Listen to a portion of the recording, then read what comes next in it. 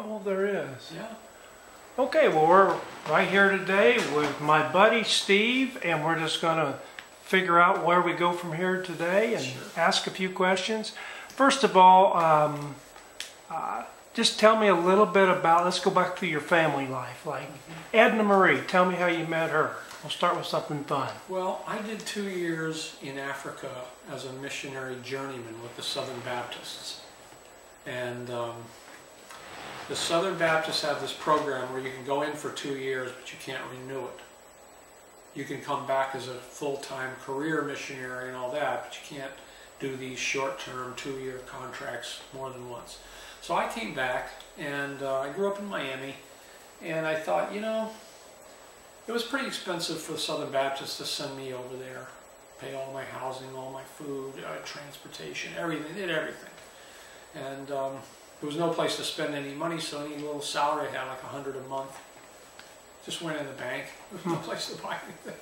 So I got back and I said, you know, I should give something back to these students who are at the University of Miami at the Southern Baptist Campus Ministry. So I called and they said, did you know we were having a retreat this weekend? What do they call it? The Campus Baptist Ministry is having a retreat in Lake Wales. Ever heard of Lake Wales? Isn't that where the Spook Hill is? Yeah. All right, 25 miles away from here. Yeah. So, you know, of course there was no villages here then. But in fact, when we used to ride the turnpike, it was like, you better make sure you use a bathroom somewhere in Yeehaw Junction or Okahumpka or whatever, because if you don't, there's not a single bathroom in Wildwood you'd ever want to see. But there are a few trees. Yes, there are a few trees. So, I mean, Wildwood used to have a reputation of being exactly that, a wild place. And I've heard that. Yeah. And, you know, that was when I was a kid. And of course, I don't know, but, you know, my parents would talk about different things. But all things considered, so I go to this Baptist campus retreat in Lake Wales. Had a lot of fun, met a lot of nice, really great people. And they said, well, we'll bring you back to the University of Miami, because they had carpooled. We'll bring you back to the University of Miami, and then we'll bring you home, because we'll drop everybody off there and we'll bring you home. And yeah, I lived about 25 miles away. So we got back to the BCM, and that's when I met Edna Marie. She wasn't able to go on the retreat. And, you know, we were all in a line greeting a brand new pastor they had just hired. So we were all in this line. She was either in front of me or behind me, and she was talking to some of her friends from the retreat, and they said, oh yeah, by the way, this is Steve, he came on the retreat, and, you know, I got to talking with her. Then we went out to IHOP, I think, after that, you know, after we met. Because you've always been one of the big spenders. Oh yeah, absolutely. Yeah. Can't you tell? So this giant lanai. Yeah. So basically, you met at that time, and then was it love at first sight? Did it take us several dates? Did it? It took a while because I wasn't that focused on a long-term relationship. Okay. All right. Because in my mind, I said, you know, I'm here. I'm going to go to seminary. I'm going to get that out of the way, and that, you know, I just don't have time for all these relationships. And now, she may not remember this. Yeah. I don't know. This is upset her. Yeah, we hope not. Yeah, but I mean, it's the truth. I mean, she knows I love her. I mean, I'm not regretting anything. I'm just saying at the time, my immaturity level and my sense of the bigger picture was more narrow. Well, you had to get focused. You had to get focused on that. And then you eventually get married, and you have how many children? What? Well, over the course of about 10 years, we had 4 kids. 4 kids. And what's their names? Joshua, who lives in Oviedo, it's about an hour south, right, and his wife Suzanne. They've been married a little more than 10 years, and they have 3 boys. So those are our only 3 grandkids. And then we have a second child who is a girl named Simca, and she lives in New York City. She's 30. She was born in 81, so that makes her 36, 30, yeah, something like that, 36. So it's hard to believe, really hard to believe. Now, where did you come up with that name, just out of curiosity? Yeah, that's a Hebrew word. Is it? It means joy.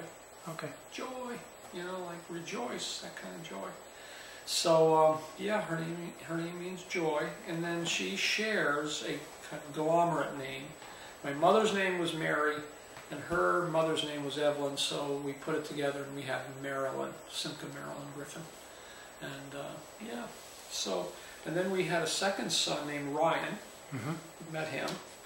Strong like bull, very confident follower of Jesus, you know, bold to almost scary, yeah. And his calves go with it too, yes, right? Yes, they do. Absolutely. First time I met him, I go, look at those calves. Yeah. What a guy. Oh, yeah. He wants to come down, and I want to facilitate it for him, because he really does have a gift, a true gift. He can just watch people walking like me, and he can say, you're putting less weight on this leg, or you're compensating for this, and then he'll push something. You feel anything? Yeah, it hurts. And so that's why. Okay. You know, he's got a gift like that. I can't do that, but I say I'd like to bring him down because there are people like you, and there's a pile of people at Live Oaks Church. If he could just get 15 or 20 minutes with them and go over some things about functional movement, like do this every morning you wake up, I bet people would feel so much better, you know. And he's not coming down to make a lot of money. He's just coming down to help people out, you know. So anyway, he's great. And then our fourth child is named Shira, which is Hebrew for song. And you will actually see this in the Old King James, because they kept the titles to the Psalms, and it'll say a maskil of David. You know, what's a maskil of David? You know, they don't translate that. They don't really know what it is, so they don't translate it. But this word song is shir, S-H-I-R is in the King James there, a shir of David, a song of David. Why didn't translate it as song? I don't know, but that's what it means. So her whole name is Song of Grace. Oh, that's amazing. Shirahana.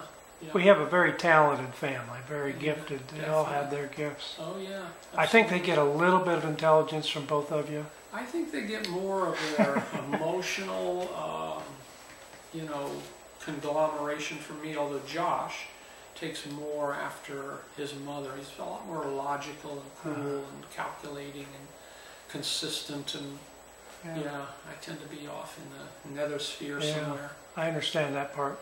Yeah. And then tell me about how you became saved. I mean, how old were you, and about when did this happen, or was it a long, slow process? My parents always brought us to church feeling like you have to bring them to church. So we started going to church as early as I could remember. We would all pack in the car. By the time we got there, our clothes were covered with blood, you know, gores, you know, 5 people in the back seat trying to, you know, get spiritual for church, you know how that is. Yeah, sit down, shut up, it's time to get going for church. I was a member of 6. Okay. Yeah, so there were 6 in our car, plus my dad and mom. And what kind of a car? Was it a station wagon, or was it? It was a station wagon, some kind of Ford Woody-looking thing. Yeah. Golly. Big spenders, I'll tell you. And what did your dad do?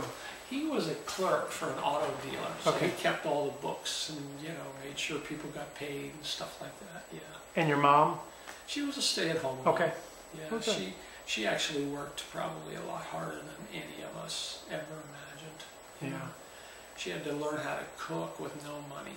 You know, I mean, that's like Rumpelstiltskin. Yeah. Take all this stuff and turn it into gold. I don't know how my mom did it, because my dad at the time, I was like 10 years old, he made about $175 a week. I remember him telling me that. And what years are you talking about? This would have been 1961, 62. Okay. Yeah. And were they also from the East Coast someplace? Or? Yeah, he grew up in Louisiana, a little teeny town where they make Tabasco. That's where he grew up. Well, I've seen them make Tabasco, and they wear gas masks and everything else. That is toxic stuff when they're making it. Absolutely, it is. Yeah, little tiny town in Louisiana, and then I'm not too sure where he went from there, but as a child he went out to California to a place called Fresno, and I don't know what his dad was doing out there, but It was a very dysfunctional family in some respects because I don't remember anything seriously about my grandfather or my grandmother on my mother's side, on my father's side. So every Christmas, Easter, other holidays, we would go to my mother's grandparents. And my father's grandparents never came over there, even though they were less than 10 miles away. Wow. Or even maybe could have been 5 miles away. I don't know. It's probably more like 10. But I don't think they were invited. I really don't know. Okay. But they didn't come over. They didn't really seek opportunities. And again, maybe they had such health concerns. They weren't willing to, do that. I mean, I don't know. Well, going back to your salvation, was that an instantaneous salvation, or was that one of these? Well, for it was me, over a period of time, even years. I kind of grew up in the church setting, and I heard the Bible. Probably the best influence on me when I was really young, like 8, 9, 10, was a Sunday school teacher. He was about 350 pounds. I can't believe it, but the chair legs would bend when he sat in this thing. And he had faith. I mean, you sit in that chair, that's faith. Me, it was not faith. But anyway, this guy, his name was Gilliland. I can't remember his first name. I just remember Mr. Gilliland, and he was passionate about putting your faith in Jesus. So, I kind of grew up with him talking to me. But the person who always got to swing the sickle was the pastor. Because, Mr. Gilliland would say things like,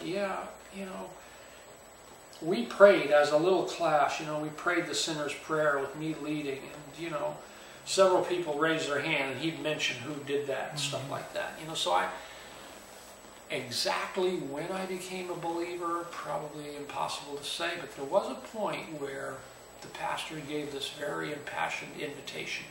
You need to come forward, you need to become baptized, you need to become a member of this church. He probably wasn't thinking about teenagers, 12-year-olds, 10-year-olds.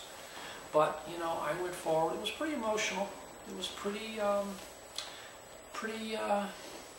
transformative in the sense that I was very sincere. There was no trying to fake somebody out, or please some girl in the youth group or something. This was a real McCoy thing. But the biggest problem for me growing up, I didn't have any example to exactly be sure, and I didn't really know anything about the Bible and what the Sunday school teacher had been teaching me and so forth. So there was no discipleship. Nobody taught me how to read the Bible. Nobody started me at John 1. Nobody taught me. I mean, other than just hearing that Sunday morning sermon and going to an hour of Bible study, that was it. And I got involved with kids in the neighborhood. I'm ashamed to say that, they didn't really have any godly perspective. They didn't have any purpose for their lives. They're 12 years old. They were just out to have fun, mischief more than anything. And so sometimes we would steal little bottles off of somebody's porch, and make 25 cents off of, Coke bottles or something. And other times we did silly little stuff. Mostly, though, we weren't annoying our immediate neighbors because they knew who we were. My mother would get a phone call from Larry Concannon's mother and says, "They're at it again." They're at it again. She'd come running out of the house with a baseball bat. Where are they? Okay, so where'd you go to seminary then? Well, let me get back to coming to faith. Okay. So the pastor gave this impassioned appeal. I came forward. I trusted in the Lord, and I really did believe. But my life really didn't go anywhere. It wasn't disciplined, and it just kind of drifted back to the old habits. Yeah, sure. And walking and running with some of these guys, the stupid stuff we did. I mean, one time we were swimming across a rock pit. They had harvested all the rock, limestone, or whatever. And it was just a pit of water. Basically, it was 100 feet, straight down from the edge. And, it was 100 feet straight down. And then you got out on the other, was a little island they left in there, and it was 100 feet down. So there was really no beach or anything. So we went swimming across this lake, and a guy stabs me in the leg with a stiletto. Oh no! We're swimming like this, and we're all right next to each other. He goes like, bam, right into my calf. I said, thanks, you son of a gun. He says, well, I didn't know you were there. I didn't know you were carrying a stiletto either. Yeah, most people don't carry a stiletto while they're swimming. No, not for swimming. Anyway, that's just a window on my world. Edit. Yeah. There you go. So anyway, after that, I got more serious because around 16, converted around 10. 16, I said, look, this is no good. I'm wasting time. I'm not prepared for anything. And that was pretty scary because I figured, what am I going to do? I know what I'm going to do. I'm going to be a dentist because they make a lot of money. Mm-hmm. And they don't have to go out at night. I don't know why I thought that they don't have to go out at night. Had you heard that the doctors were called at all hours of the night to deliver babies?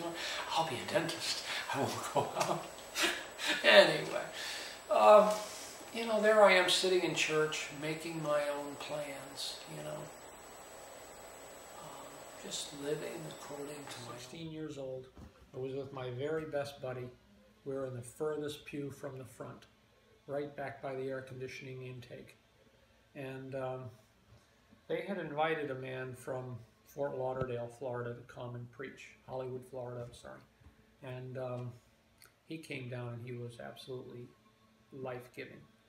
So, we attended all these special meetings at night, all on revival and committing your life to Jesus and so forth. So we're both sitting back there. My life was relatively a mess at that point.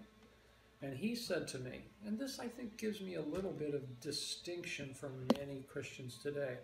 He said to me, I didn't know he was talking directly to me at the point, but this is the only guy I've ever seen do this from the pulpit. He would actually point, and he'd say, no, I'm talking to you, so I expect you to be paying attention. I'm serious. If you were down on the front row like a child, coloring or something, he says, it's okay for you to color. I don't mind. But he says, I want you to also listen while you're coloring.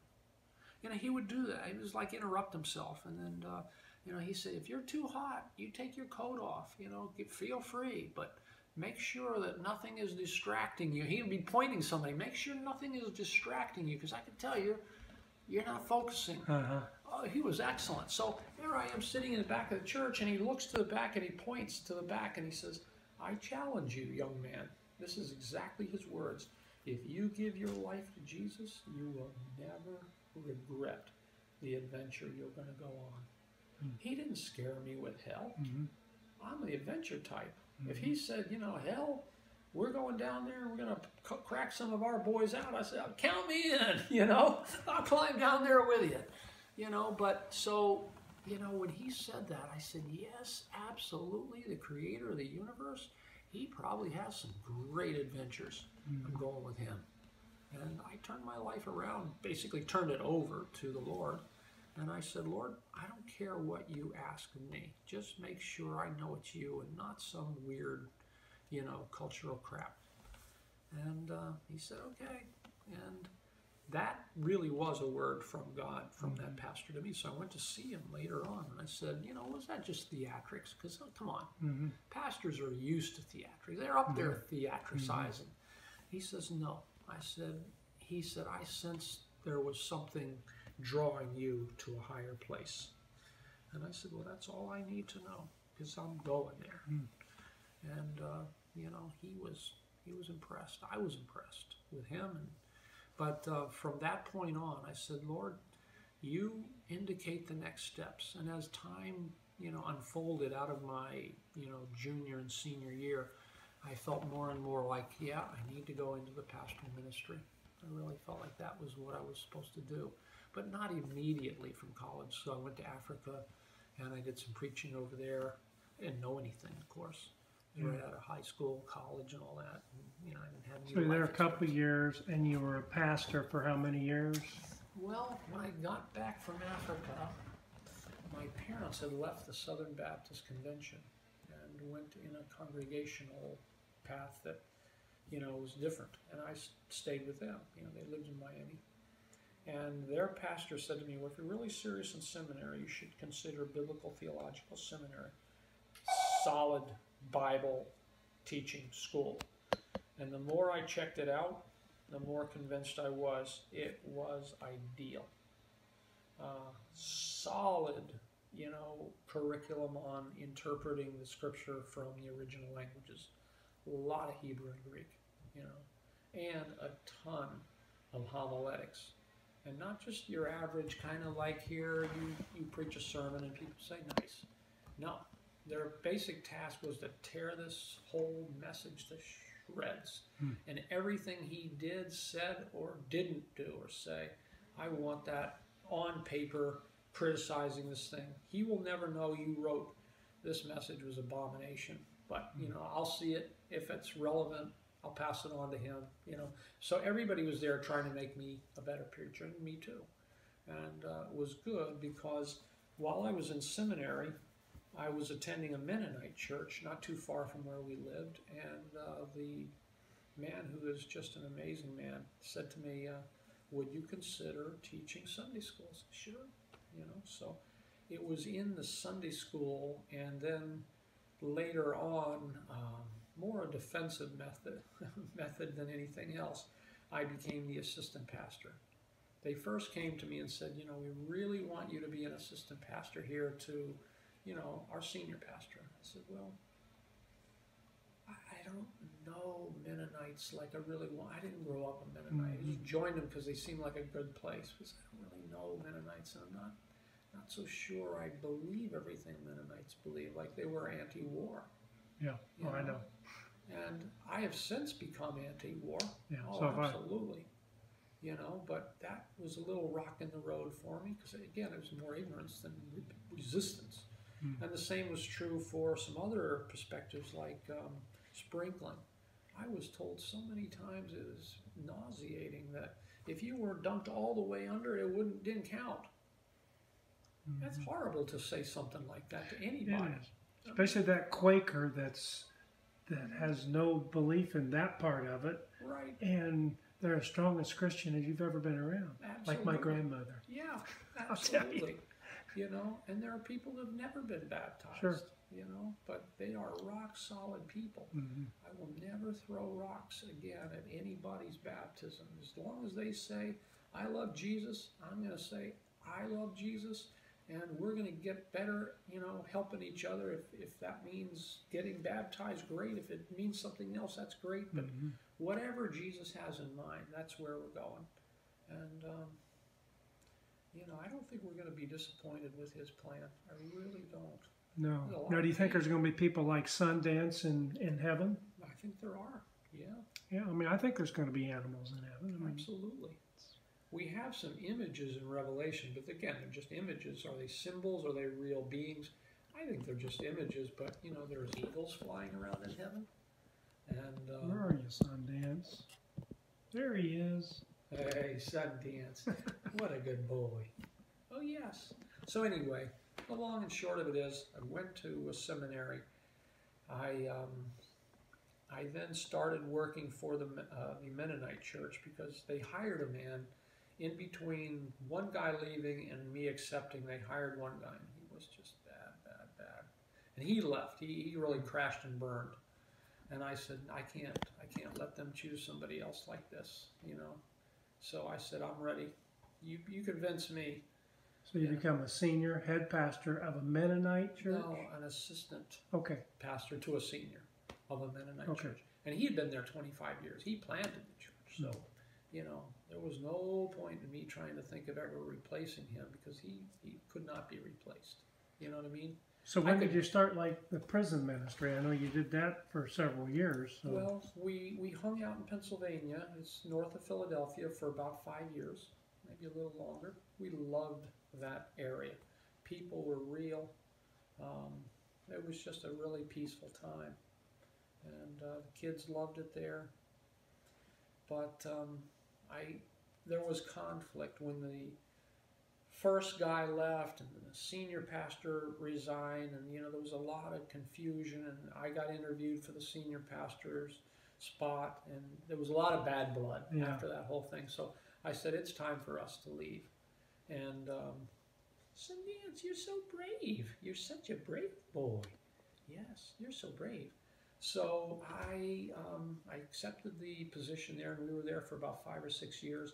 And then my buddy in Boston called me up, and he said, Steve, we really need somebody to reach out to college students in the Boston area, particularly Jewish students. So come work with Messianic Jews in Boston. And he and I graduated from the same school. He grew up in a traditional Jewish home, so I mean, he knew Judaism inside and out, and I learned a lot more. But long and short of it is, we had a lot of fun there. The kids grew up there, and my job didn't include all 80 colleges around Boston, but I had some college ministry at Tufts, taught some Bible studies out at Tufts. I taught some at BU, even had a few contacts at Harvard, stuff like that. And just try to distribute, broadsides, tracts, and try to invite people to come to our congregation if they, had any kind of Jewish interest in Messiah, so. And after that, another buddy from seminary had been a pastor in New Hampshire. He said, I'm leaving, and they're looking for a pastor. And I said, I like Ruach, where we were, but it probably was time for us to leave there too, because the contrast between me, and I was raising my support, and our pastor, and he was raising support, the contrast in our financial situation was so stark that, I think he was a little embarrassed. And we didn't receive any help from the congregation, which was fine. We never were promised that. They were relatively small, 100 people. And so, we raised all our own support. And after a while, I think Ed and Marie felt like it's time for us to just really stretch our wings. And we went up to New Hampshire. And, looking back on it, we weren't paying that close attention. Not so much to Ruach, although, we could have paid more attention there too. We weren't paying as much attention to ourselves, her paying attention to me to her, because it wasn't just me moving there, it was all of our whole family moving to Boston. And they loved Boston. They did a lot of fun things in Boston, museums, and, all those kinds of things. But when it all boiled down, my failure in New Hampshire to act responsibly and intelligently and godly cost me that ministry. And they asked me to resign, and I said, you're absolutely right, and I'm going to resign. And I even stayed there in the church to kind of let them correct, and Well, that's a tough thing to do. It was hard. Oh, Steve. But they eventually came to me. And they said, it's too confusing for the people who don't know how to relate to you. Would you please just go somewhere else? Now, did that throw you into depression? Big time. Because those are the kind of things that, from my experience, the ministers that I've been through, those are tough things. Because it's just like, you've done so much for them, you've given your heart to Christ for them, and then you got to deal with that.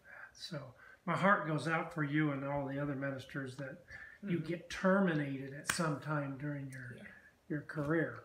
But I deserved it. Yeah. I truly did. But in the end, those are growing times. They are. Oh, my goodness. And, they really are. Yeah. So now we fast forward to the villages. We'll just kind of wrap up here because we'll run out of tape eventually. But what brought you to the villages and eventually to Live Oaks? Well, when we found out I was metastatic, I said, there's just no good reason to stay here in this frozen land and me break a bone shoveling snow or something. We got to get out of here. And I didn't know it as well as Edna Marie did at the time, but basically we got to move.